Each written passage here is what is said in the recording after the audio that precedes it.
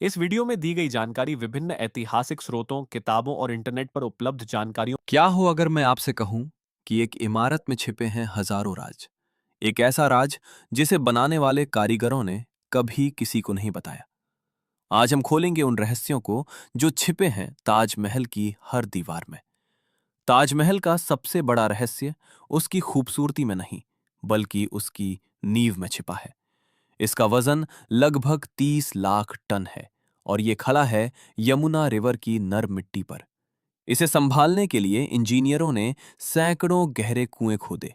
इन कुओं में पत्थर, मलबा और ऊपर से आबनूस की लकड़ी रखी गई।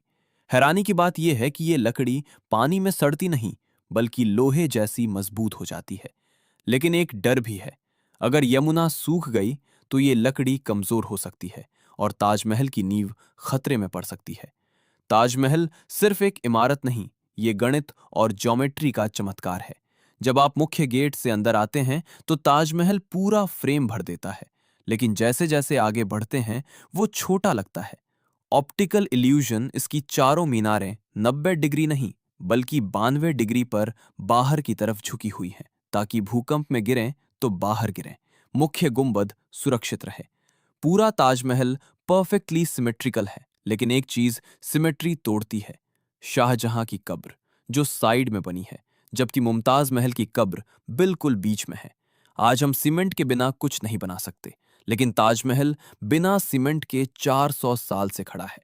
इसका संगमरमर मकराना से लाया गया था, जो ट्रांसलूसेंट है, यानी रोशनी को पास होने देता है।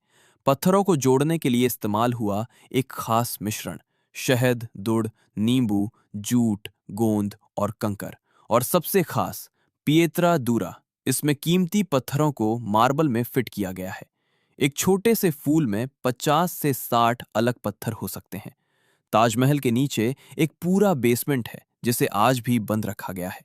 कुछ लोग इसे तेजो महालय कहते हैं, लेकिन इतिहासकार मानते हैं कि ये कमरे स्ट्रक्चर को मजबूत और ठंडा रखने के लिए बनाए गए थे।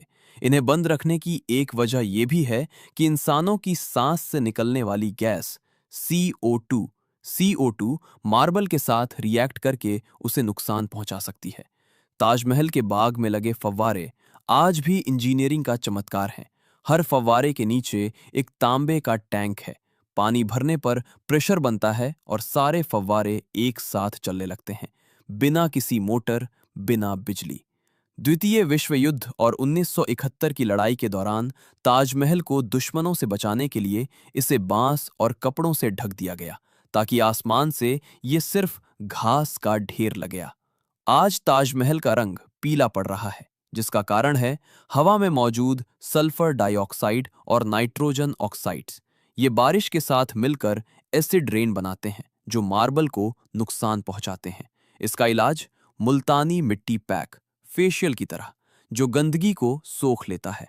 अकूस्टिक इंजीनियरिंग, ताजमहल के अंदर आवाज 28 सेकंड तक गूंजती है।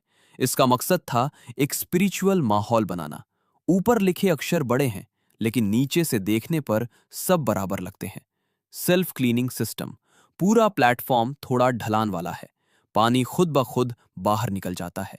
हर मीनार की अपनी अलग फाउंडेशन है, ताकि कंपन, वाइब्रेशन टकराकर नुकसान ना करे। कहा जाता है कि ताजमहल में एक डिजाइन जानबूझकर अधूरा छोड़ा गया है, क्योंकि इस्लामिक वास्तुकला में माना जाता है सिर्फ खुदा ही परफेक्ट है।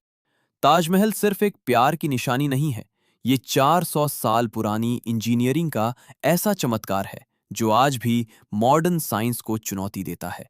यमुना की नमी इसे जिंदा रखती है और चांदनी इसकी खूबसूरती को जगाती है।